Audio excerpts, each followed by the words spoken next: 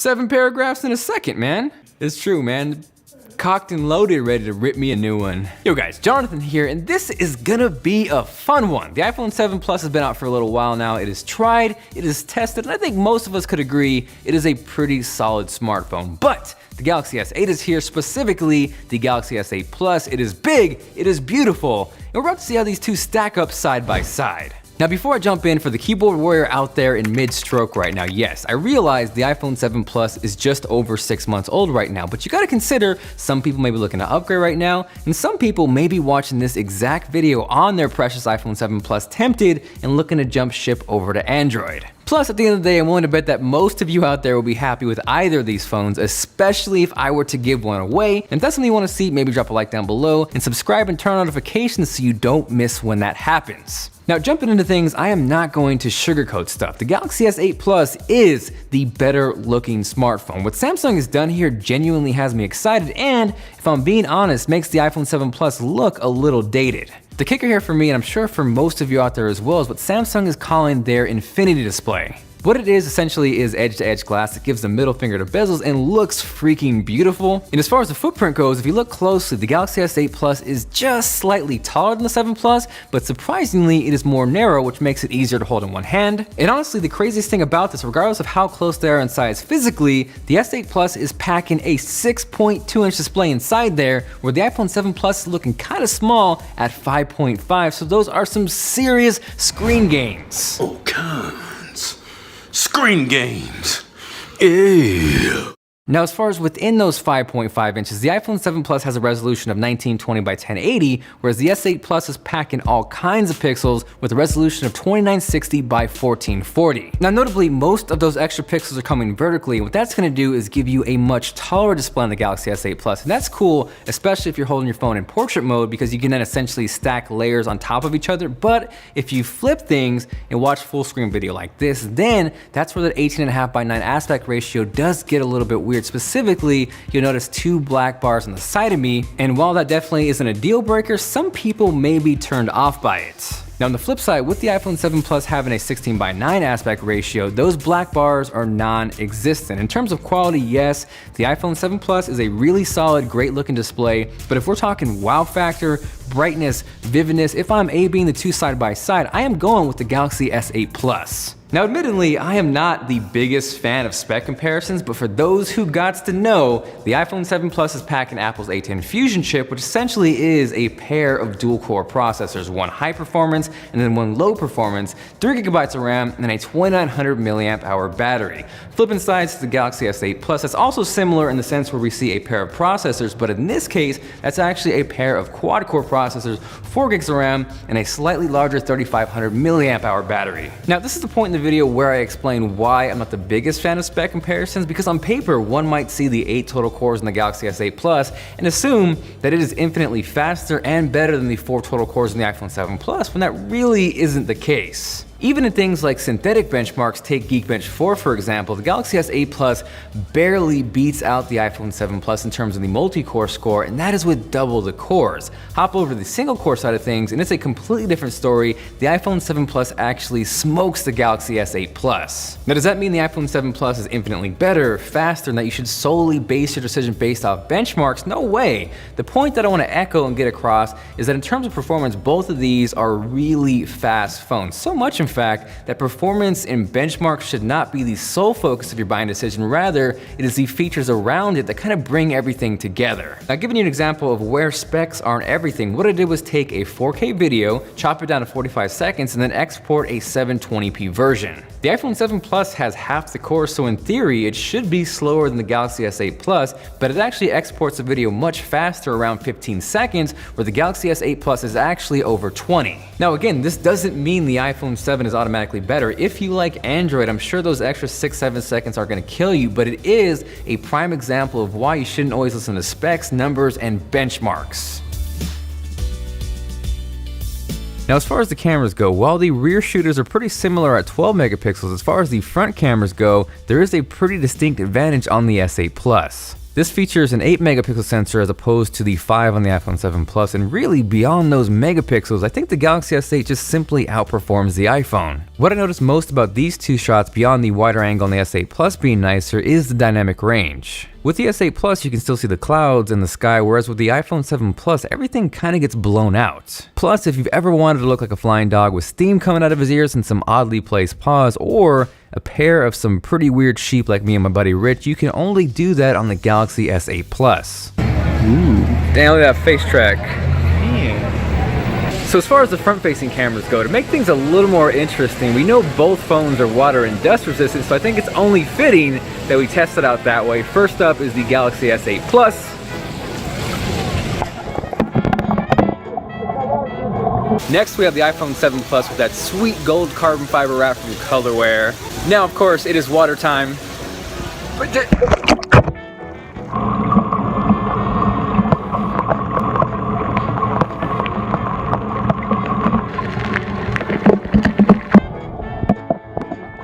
First up, Galaxy S8 Plus. Focus, man. There we go.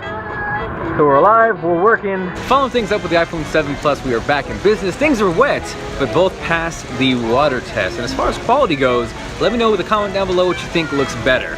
Now, beyond just video quality on the front-facing cameras, if microphone and audio quality matters to you, I would say both of these perform pretty closely, although I'll give the slight edge to the iPhone 7 Plus. And shout out to these two dudes for tearing it up on music. You can show them some love by checking out the link down below. Hopping over to the rear-facing cameras, again, both of these do feature 12 megapixel sensors, although the Galaxy S8 Plus should perform a little better in low light with an f-stop of 1.7 compared to f1.8 on the iPhone 7 Plus. Now, one noticeable difference with the iPhone 7 Plus that you are not getting with the S8 is dual lenses, which essentially gives you two focal lengths. Here's a shot on the iPhone 7 Plus using the main lens at 28mm, and then here's a shot hopping over to the second lens at 56mm. Now, one thing worth mentioning is the second lens on the 7 Plus isn't going to perform nearly as well as the main lens. With that second 56mm lens, you're getting an f-stop of f2.8, and compared to the main 28mm lens with an f-stop of f1.8, you are letting in much less light. Another advantage with that second lens is what Apple calls portrait mode, which is going to help you get that nice blurred out background. It's not perfect by any means, but it's definitely a lot better than the software simulated one here on the Galaxy S8 Plus. I felt like in certain shots I prefer the S8 Plus, and then in others I prefer the iPhone. This one in particular is where I prefer the iPhone over the S8, specifically one, because the sky is much nicer, and then two, the Adidas text is much clearer and easier to read on the iPhone 7 Plus, and shout out to Rich's tricolors. Conversely, here's an example of where I prefer the S8 Plus over the iPhone 7. I think really it comes down to the S8 performing much better in low light. For me, what pops out specifically about this picture is actually the light around the sign. It's a little more natural and overall just a more pleasing image. Flipping sides again, in these two shots here, I prefer the iPhone 7 Plus. The S8 Plus image is definitely sharp here, but if you look closely at the trees and the flowers, it almost becomes a little over-processed, where everything in the iPhone 7 Plus just feels a little more natural.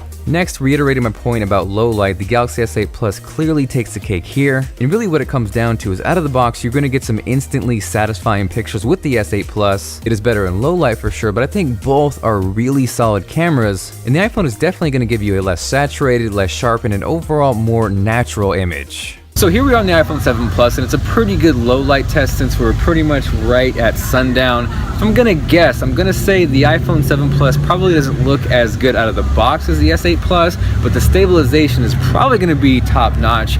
Once we start to move around, we get a little closer, and it starts to pull focus, and kind of shift that way. I'm gonna give that edge to the iPhone 7 Plus.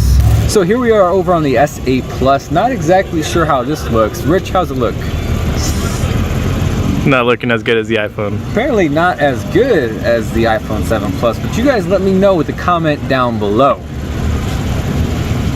Imagine it looks better and all I get is hate comments. Rich, you blind as f. So hopping back into design, because of Samsung's Infinity Display, you may have noticed there is no longer a physical home button. It's actually kind of similar to what we saw on the iPhone 7 and 7 Plus, where the best way I could describe this is if both phones were off and you press the button, nothing would happen. Now, the difference with the Galaxy S8 Plus is the home button is built right into the freaking screen. The iPhone 7 Plus still gives you some sort of a physical home button feel, whereas with the Galaxy S8 Plus, you're actually pressing the display. So in terms of pure tech badassery, yes, the S8 Plus having the home button in the display feels super futuristic, but it does leave a couple problems. The first of which being the fingerprint reader on the S8 Plus is now located oddly on the back. And don't get me wrong, I don't mind fingerprint readers on the back of the phone when it is executed properly, but with the S8 Plus it's kinda weird because you really don't know where you're pressing, and oftentimes I kept swiping and smudging up the camera. So as far as the fingerprint reader goes, I definitely prefer the iPhone 7 Plus. It's easier to access, it's a little more natural,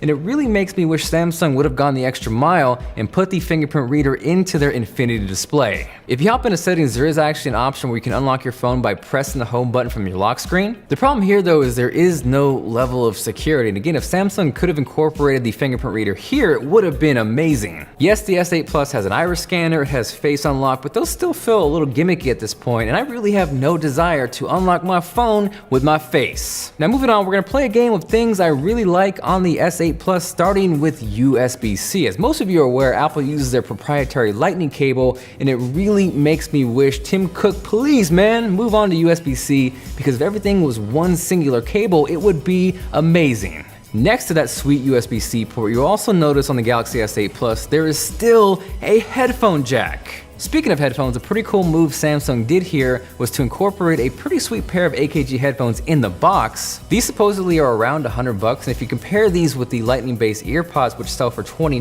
Samsung definitely takes the cake here. What I do really like about this move though is it kind of puts some pressure on Apple to step things up. I think the equivalent here would be for Apple to include a pair of AirPods with the iPhone. They clearly don't want us using cables, so if that's the case, make it easy and give us AirPods. Now flipping things for a second, one thing I really like about the 7 Plus is the fact that it incorporates stereo speakers, and that's something the Galaxy S8 Plus does not have.